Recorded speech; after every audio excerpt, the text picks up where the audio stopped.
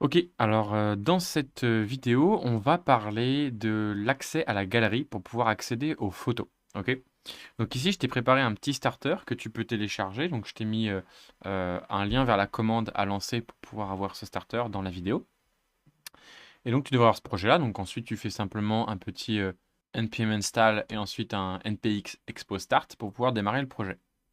Donc dans ce projet, on n'a pas grand-chose. Ok, on a globalement simplement qu'un composant app ici avec un titre affiché, ce que tu vois ici, et un bouton que tu vois ici, qui ne fait absolument rien au OnePress pour l'instant, d'accord? Et donc l'idée en fait, ça va être bien, de pouvoir aller au moment où on clique sur le bouton ajouter photo, bien d'aller dans notre galerie de photos, que ça l'ouvre, qu'on puisse aller sélectionner une photo, la valider et que ça l'ajoute à une liste et ensuite on va afficher cette liste de photos. D'accord?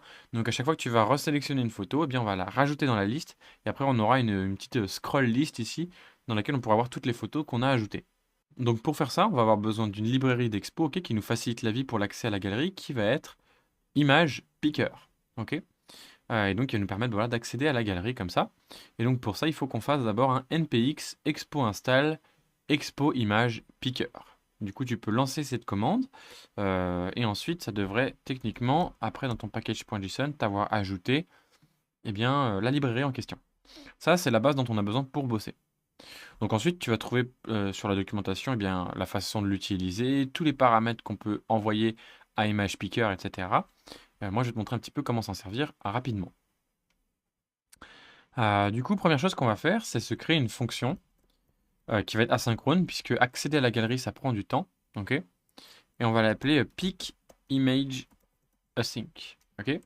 C'est cette fonction-là qui va aller vraiment ouvrir la galerie, aller sélectionner la photo, et puis après s'occuper de la stocker dans un state.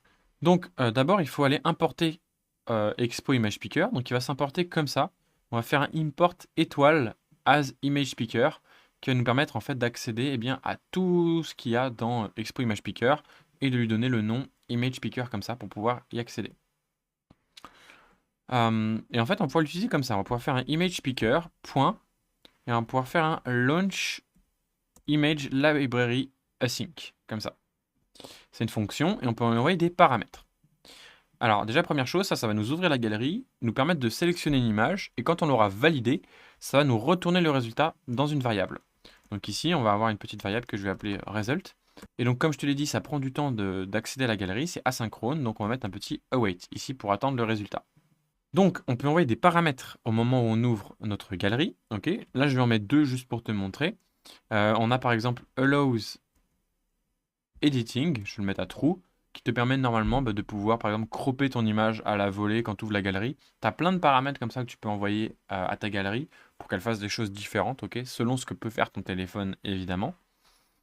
Et donc évidemment tu trouveras tous ces paramètres là sur la doc d'Expo. Et puis on peut en plus par exemple lui dire bah voilà, récupère-moi l'image et puis compresse-la moi. Donc on peut changer la qualité. Par défaut, la meilleure qualité possible c'est 1. Et puis après, tu peux descendre, par exemple, une qualité vraiment inférieure de moitié, ça serait 0,5. Ok. Donc là, je vais mettre 1 pour garder l'image telle qu'elle. D'accord?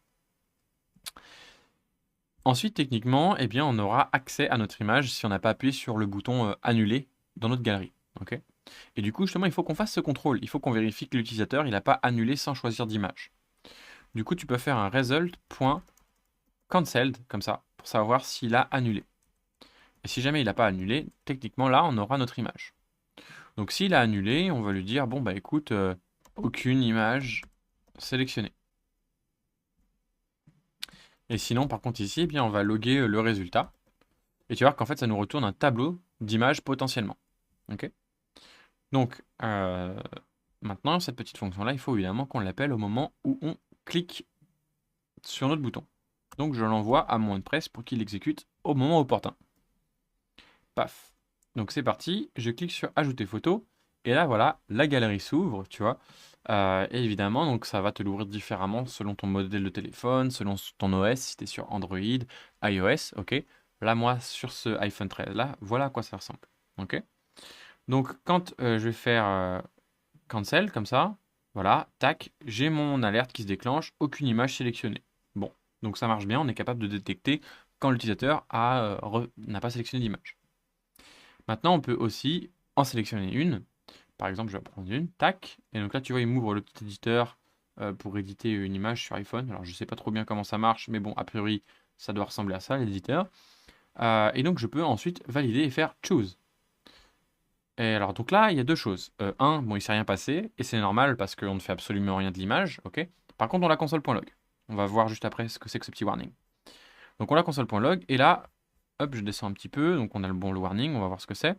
Et là, on a notre fameux objet, donc on a un objet ici, assets, avec un tableau ici, et un objet à chaque fois. Donc des informations en fait sur notre image, et notamment son URL, ok? Donc pour pouvoir après justement y accéder. Sa taille aussi au passage.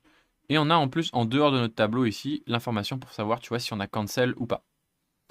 Et tu vois qu'on a cancel et cancelled. A priori ça en fait c'est obsolète, ok? Il faut utiliser celui-là. Et en fait bah, justement le petit warning en question qu'on a ici, tu vois quand je clique il me dit attention, tu as utilisé cancel avec deux L, ce qui est absolument faux. Je suis utilisé cancel avec un seul L. Et en fait, ça, actuellement, c'est un bug d'Expo qui te met ce petit warning. Donc, il y a un bug d'ouvert chez Expo pour ça, ok, c'est une erreur. Donc, c'est bien bon de faire comme ça, ok, il ne faut pas utiliser cancel avec deux L.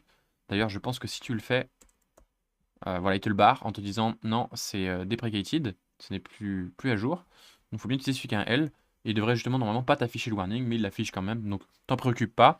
De toute façon, les warnings, ça n'apparaît pas quand ton application elle est en production. Ok, tout ce qui est bandeau jaune, etc., ça n'apparaît pas quand ton application elle est en production. C'est activé que quand tu es en mode développement.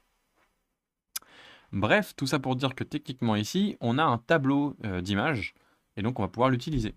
Ok, donc nous, on va utiliser juste une image, d'accord? Donc, on va récupérer notre image. Donc, elle se situe dans Assets, comme ça, c'est un tableau.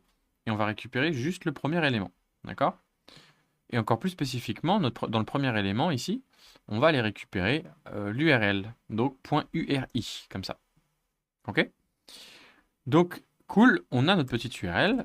Maintenant, l'idée, ce serait d'aller stocker ça dans un tableau pour après pouvoir boucler dessus et afficher toutes les images qu'on aura sélectionnées. Donc, ce qu'on va faire, c'est qu'on va se créer un petit state qui va être le tableau des liens d'images. Ok? Donc, image list, même image URI list, voilà, et set image URI list qui par défaut va être un state avec un tableau vide. Et nous, tout ce qu'on va faire en fait, eh bien, au moment où tu vas en ajouter une nouvelle, on va faire un set image comme ça. On va garder tout ce qu'on avait avant dans notre tableau. D'accord? Donc on va le spreader dans un nouveau tableau. Et on va juste ajouter à la suite notre nouvelle URL. Ok? Voilà. Donc techniquement maintenant, si tu log, hop, on devrait avoir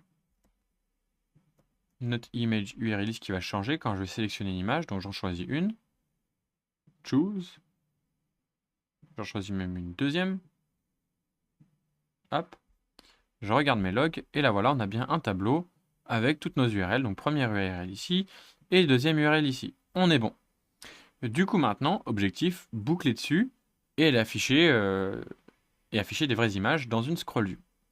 Du coup, j'ai préparé une petite view ici, body. Et donc, on va se rajouter une petite scroll view pour pouvoir afficher toutes nos images. Et donc, dans cette scroll view, eh bien, on va aller boucler sur notre tableau d'images. Donc, c'est parti. On ouvre des accolades. On fait un petit map. Et techniquement, ça, c'est une image URI.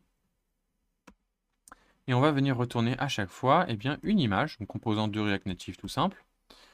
Donc, il faut lui donner un petit style. Alors là, je vais mettre tout mon style inline pour gagner un petit peu de temps, ok? N'hésite pas à mettre ça dans un fichier CSS s'il le faut, ok? Donc je vais juste donner une taille, donc je vais dire hauteur de 300. Un petit peu de margin pour qu'elle s'écarte des autres images, ok? Donc margin vertical, je vais lui mettre 30.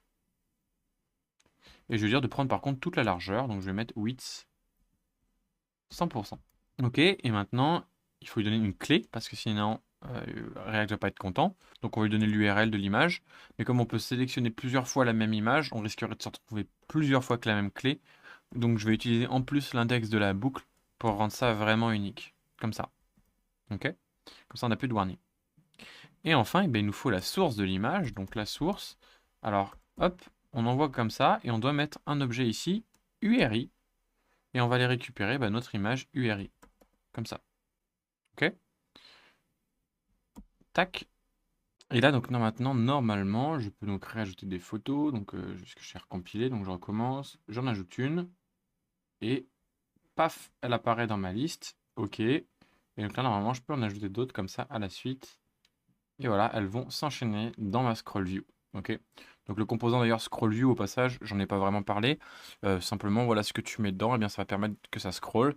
Et il suffit de mettre bien un conteneur autour pour définir une taille, quoi. Et donc voilà, tu vois, comme ça, après, j'ai tous mes éléments. Donc c'est vraiment super, ça marche très bien. Et c'est donc comme ça que fonctionne l'image picker avec Expo.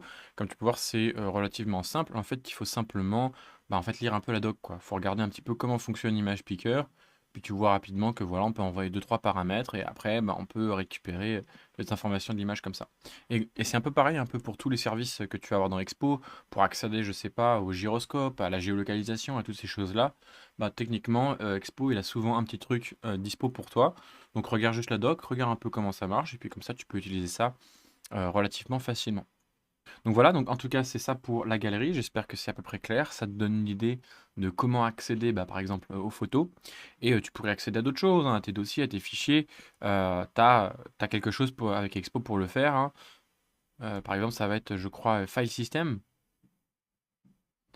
File System, voilà. Euh, Tu peux essayer de t'amuser, de regarder un petit peu comment ça marche en regardant la doc. C'est un bon entraînement de lire la doc pour essayer de comprendre comment ça fonctionne. Et donc, voilà, ils t'expliquent un petit peu que tu peux récupérer des fichiers, des dossiers sur ton téléphone en utilisant voilà, File System qu'il faudra installer au préalable. Et après, vraiment, tu as toute la documentation. Donc, faut être un petit peu patient et regarder un petit peu comment ça fonctionne.